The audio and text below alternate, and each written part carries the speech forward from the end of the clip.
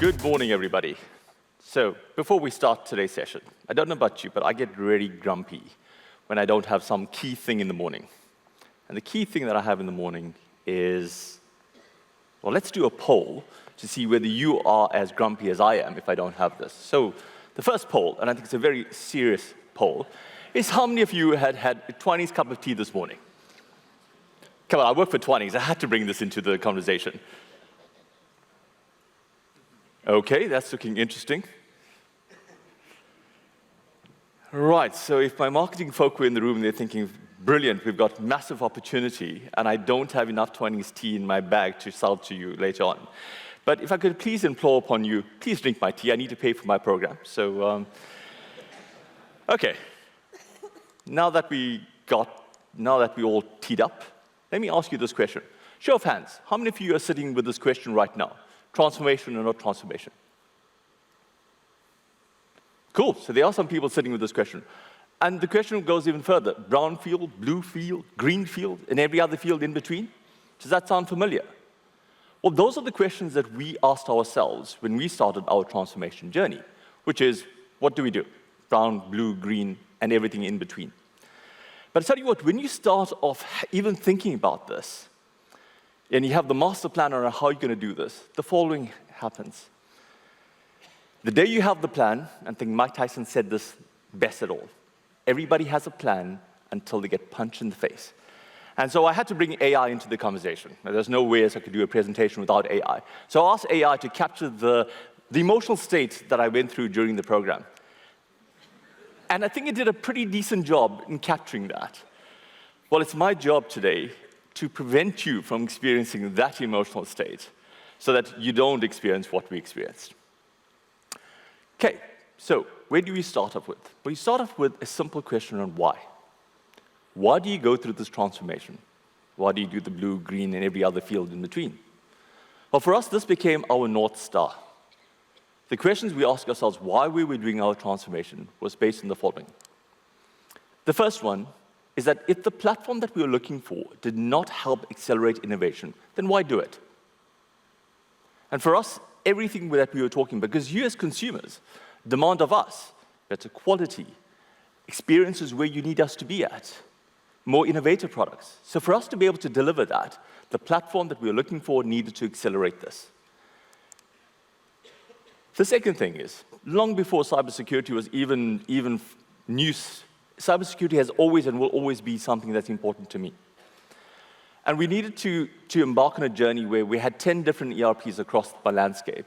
And to be able to standardize that, to ensure that I could manage that environment safely, was absolutely critical.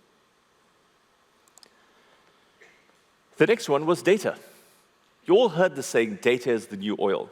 Well, what's important for us is the insights from that. Now, how do you do that when you've got 10 different ERPs, and you want to have consistent and reliable data so that that stuff you all heard today, AI, well, its basis in which it operates is good quality data. And so if we don't have a platform that enables good quality data that looks at data all the way from farm to cup, well, then that's a lost opportunity.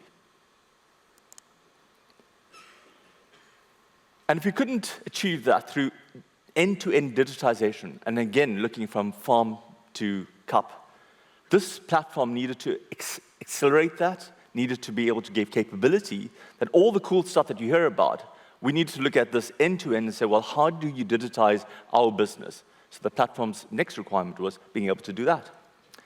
And the last, and probably what I think is one of the most important ones, if it's not helping us drive growth, then why do it? We're all here at the end of the day to delight you as consumers, but we also need to make money out of it. So these became our 5 why. And it was absolutely critical for us to define this because when things go wrong, it became our North Star around how do you go and address the reasons you're doing something against these 5 whys.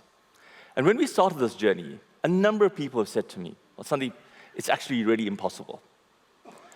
And there was a saying that again, as you go through this presentation, you will see that I love sayings. This saying, which was stated by Nelson Mandela, it always seems impossible until it's done, kind of became my North Star and my team's North Star. So that when we said it's impossible because of the budget, it's impossible because of the scope, it's impossible because of the legacy you've got, when everybody said it was impossible, this became our North Star on, well, it is possible. And so what gives me the credibility to stand in front of you today and to talk to you about our transformation journey? And here's our program, and our program is called Program Optimus. And here's Optimus in numbers. And there's lots and lots of numbers on the slide. But here's a couple that I think are quite interesting. So firstly, we went with SAP on RISE, and we pretty much had the entire bill of material that we signed up with SAP. We also did this across multiple countries, and we had lots of users. But the three numbers that I'm really proud of. The first one is budget. The reason I'm proud of the number is the fact that these projects go wrong very, very quickly. And when they go wrong, time equals cost, and your budget goes out the window. So the fact that we've been able to keep our budget well under control made my CFO and CEO very happy. But at the same time, what it does, it gave us focus on doing the right things. So that's the first number I'm proud of.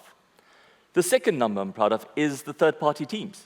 To be able to get 30 different teams to come together and be able to get them to operate as one single team was hard, if not impossible. And the last, and the one that I'm probably most proud of, is 2 customizations in my entire environment. So based on the 58% that I saw on the poll, we had 2. And the 2 were unfortunately statutory requirements, but 2. And what that does, it helps me enable all this growth that we talk about. So long before AI was even popular, long before all the cool tech that you hear about, for us it was very clear. We make tea, we make Ovaltine. The system should not reflect anything more complex than that. And we managed to achieve that. But to achieve that, there's some magic ingredients that makes all of this happen. So like that perfect cup of tea, the one that those of you who drank Twinings tea, when you drank it today, it was absolutely perfect. Well, there's a number of ingredients that goes into that. And I'm not going to be talking to you about, the planning, how you plan and how you budget. I'm not going to talk about any of this. I'm going to talk about what we believed is our magic ingredients. So let's do a quick poll on what we saw our magic ingredients, and if you could give me your perspective around which one do you think is important for you, so we can go into a bit more detail behind that. Okay, looks like leadership is interesting. Yeah, resourcing is a huge problem.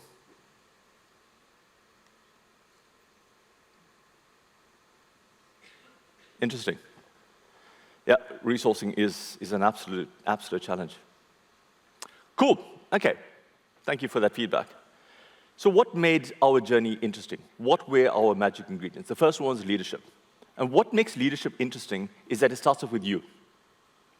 My journey as a leader, you as leaders. And this doesn't mean you leading the program. It's about you leading yourself in that. And the first one that comes to mind is being authentic. Things are going to go wrong. And when things go wrong, be able to stand in front of your team, your sponsors, to say, listen, things have gone wrong.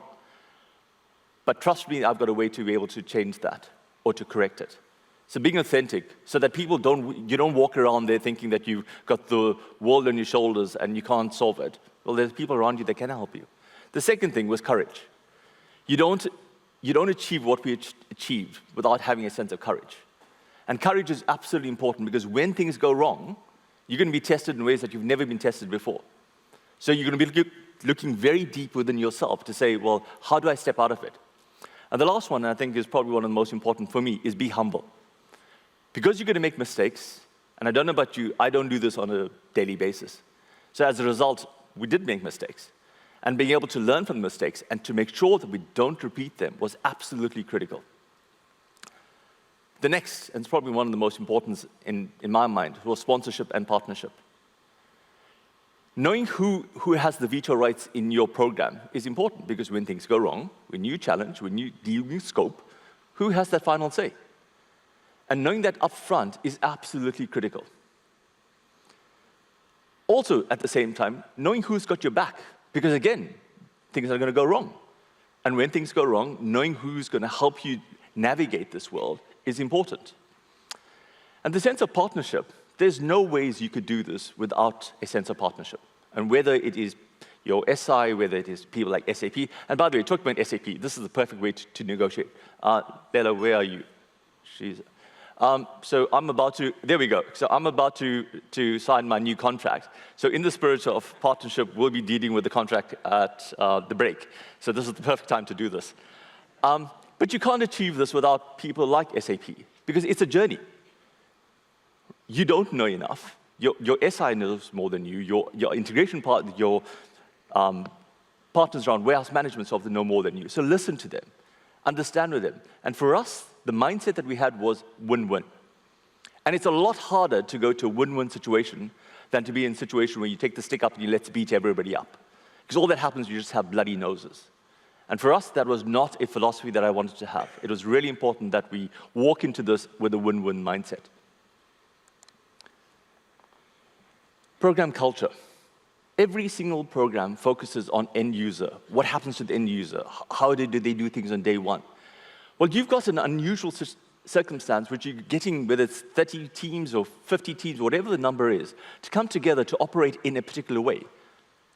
And if they all have different objectives, and they all do have different objectives, how do you get them to see the world from your lens? So we spend a fair amount of time focusing on the internal culture, not just the external culture. And we did things like, there was a zero blame culture. You don't blame this and you don't blame that, you look at the problem. So the culture was solve the problem, not deal with the person. Because people make mistakes. That's not the problem. The problem is, how do you solve the problem when it occurs?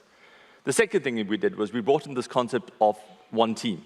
And in the one team, we brought in a philosophy or a metaphor which is stated, let's make the boat go faster. So it's a concept around saying, well, if everything we did, is it going to make the boat go faster or not? And if it's not, why do it? That was the first thing. The second thing is, are you on the boat or are you off the boat? I didn't need people sitting on the program and saying, pointing problems around everything that's going on. We are on the boat to make the boat go faster. If not, out you go. And the third dimension of that is that in the thought around on the boat, are we rowing in the same direction? Because when you've got 30 different teams coming together, to get them to focus on a single output in a single way is hard, if not impossible. And that is what was critical for us, is creating that culture of single-mindedness that we're going to succeed together or we're going to fail together. Resourcing came up, and resourcing is a massive problem. I think all of you who are either on a program or will embark on a program, resourcing is critical. But for us, the way we managed resourcing was, one, we treated every single person that came onto the program, at least at the leadership level, as if they were part of the Twinings Ovaltine family. So that means we interviewed all contractors, we interviewed our SI to make sure that they understood our culture, we understood their culture, and we set a mindset around this is how we're going to run the program. We also made sure that in terms of the resourcing is that, again, coming back to the mindset of no blame, that you leave your SI objectives or your partner objectives at the door. But while you're on this program, you're single-minded around what you're doing. Again, choosing people that have the right mindset against that is absolutely critical. And last but not least, like every single amazing cup of tea that you bring together, the thing that you need to bring all those magic ingredients is the recipe. And I know a lot of you would look at this and say, well, we've got lots of methodologies and so forth, but the methodology is your single reference point around what's going to make you successful or fail. And for us, the methodology for us was absolutely critical. It created a platform around said, we knew what we were going to do, when we were going to do it, how we were going to do it, and what were the outputs that were required. And it sounds very glib when I say that, but it's actually really critical. And for us, when we looked at our magic ingredients, the thing that brought all of that together was our methodology. So, said a lot of things around got us over here. But to be honest, this is just the start of our journey.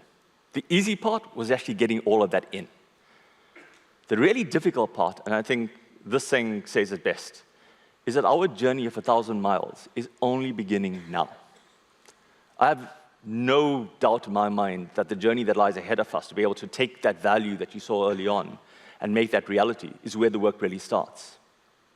And for us to be able to achieve that, I hope that today I've left you not feeling like that guy that's being punched in the face, but more like this guy that's feeling more Zen-like. I thank you for your time.